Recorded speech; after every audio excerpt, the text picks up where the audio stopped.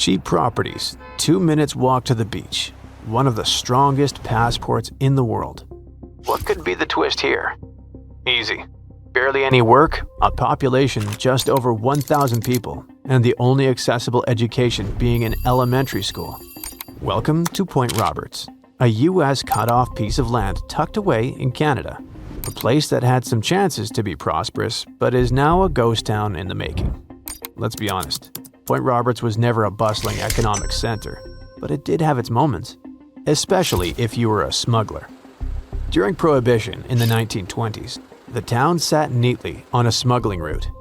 Border town geography meant speakeasies, shady logistics, and a fringe economic boom built on moving prohibited items quietly and quickly. Later came its real prime. Thousands of Canadians rushed to Point Roberts on Sundays to buy cheaper gas, groceries, and whatnot, thanks to differences in provincial laws.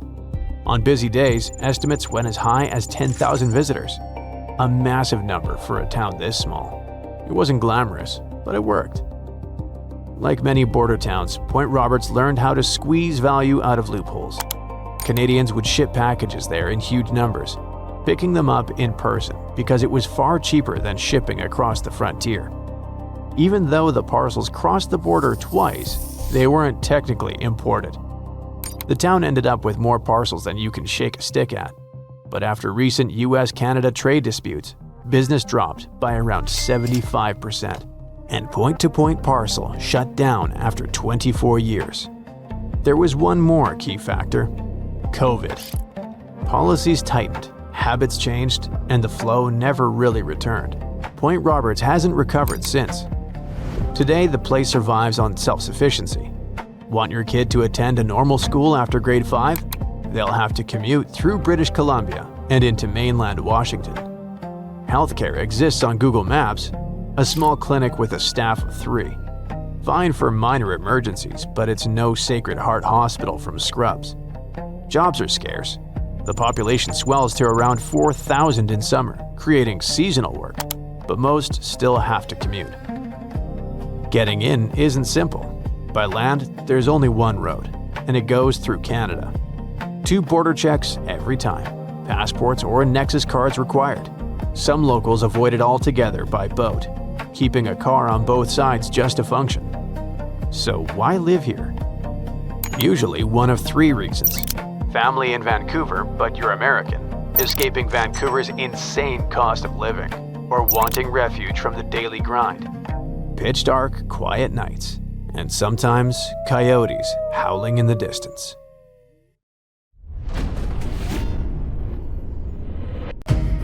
It's one of America's strangest contradictions. The Northeast, the cradle of cities, commerce, and crowds, hides a vast, empty wilderness at its northern edge. Millions live packed together to the south, yet up here, there's space for everyone, and almost no one takes it. How did this happen? How did the heart of America's most crowded region end up with one of its loneliest frontiers?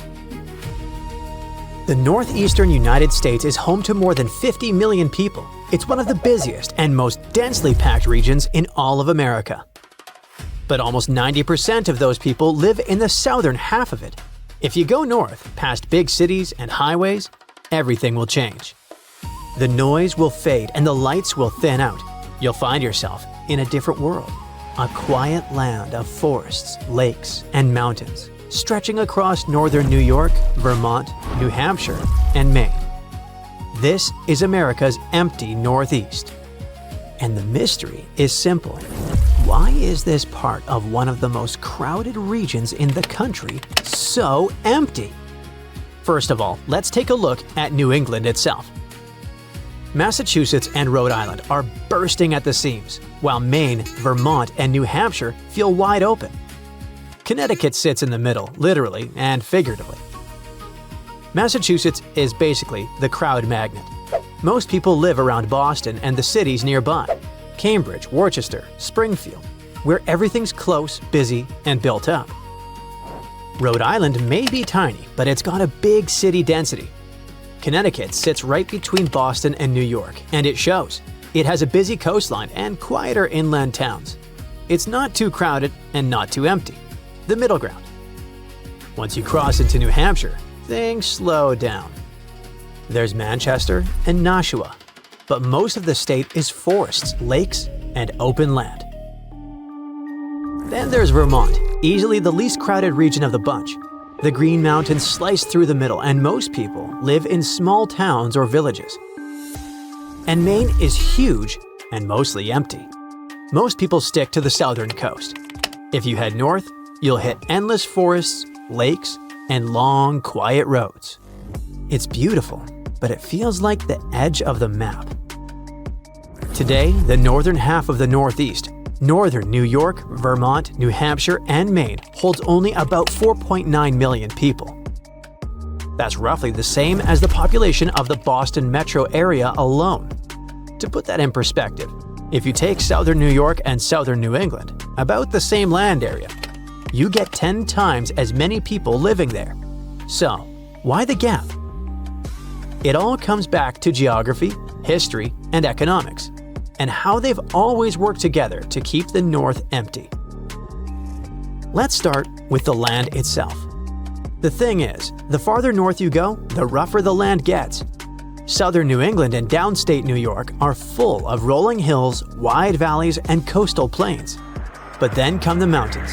They're old, crumbling, and wild. In northern New York, you'll see the Adirondacks. To their east, the Green Mountains run up the middle of Vermont, stretching into Quebec. Keep going and you hit the White Mountains of New Hampshire.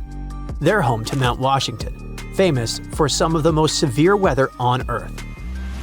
And beyond that, the western Maine Mountains roll on toward Canada. Those aren't gentle hills, they're real barriers, and they owe their shape to one of the most powerful forces in Earth's history: ice. During the last ice age, huge glaciers covered this land. When they finally retreated, they carved out deep valleys and left behind thin, rocky soil. Later, the basins filled with water, creating thousands of lakes and ponds. It's a beautiful but difficult land to live on.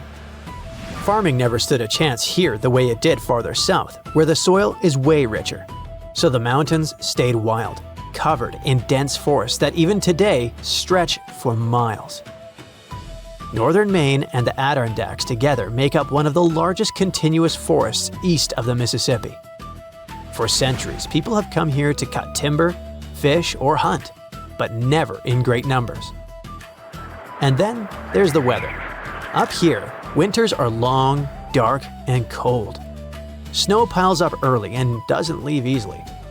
Summers are short, and the growing season is barely long enough to farm. It's not exactly a place that says, "Come start a new life." But of course, some people did. And here's where history comes into play. Long before Europeans arrived, this land was home to indigenous nations.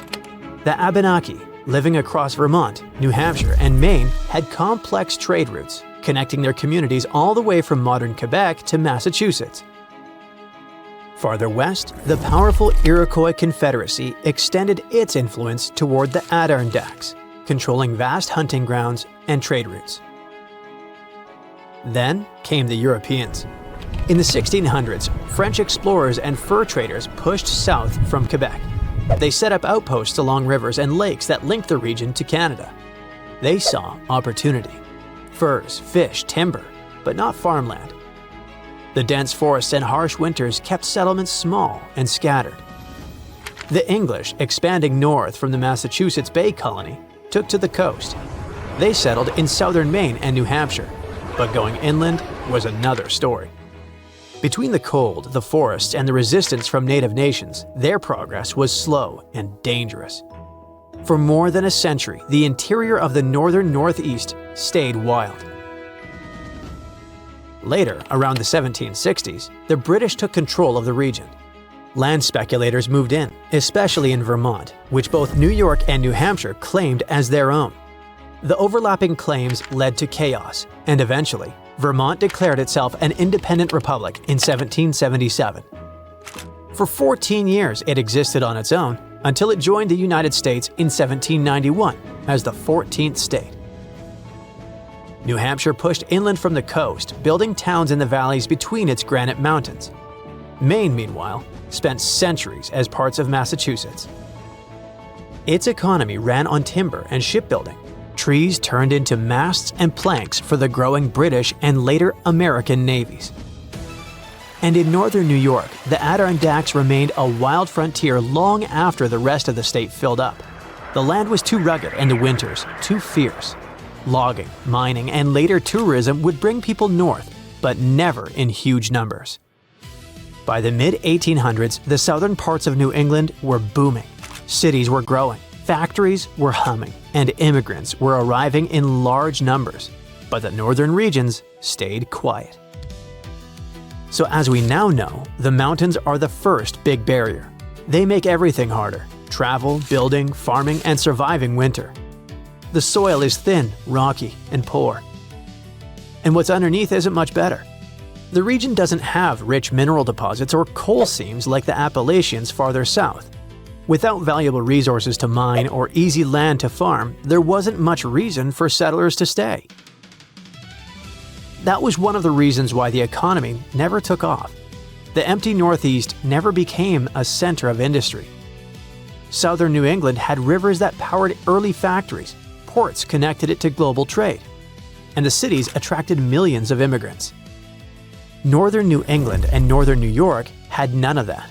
They had lumber, granite, and paper mills, all useful, but those industries didn't create huge cities. Even today, the economy up there relies on the same resources, along with tourism.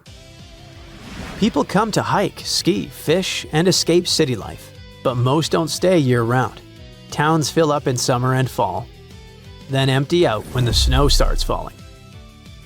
A few small cities, Portland, Burlington, Manchester, thrive, but there's no Boston or New York up here. You won't find massive universities, corporate headquarters, or international airports to pull in young people and families. In fact, some states have gone so far as to pay people to move there. Maine and Vermont have both launched programs offering money to remote workers who relocate. That's a pretty desperate attempt to reverse decades of population decline. Today, this empty Northeast holds just about 1% of America's population. It's a land of deep woods, icy lakes, and quiet towns. The wilderness never really left this region. But that stillness is also what makes this place so special. The rest of the Northeast is filled with constant noise and motion. Meanwhile, the North is a reminder of what the region once was: wild, cold, and untamed. That's how the heart of America's most crowded region remains one of its last true frontiers.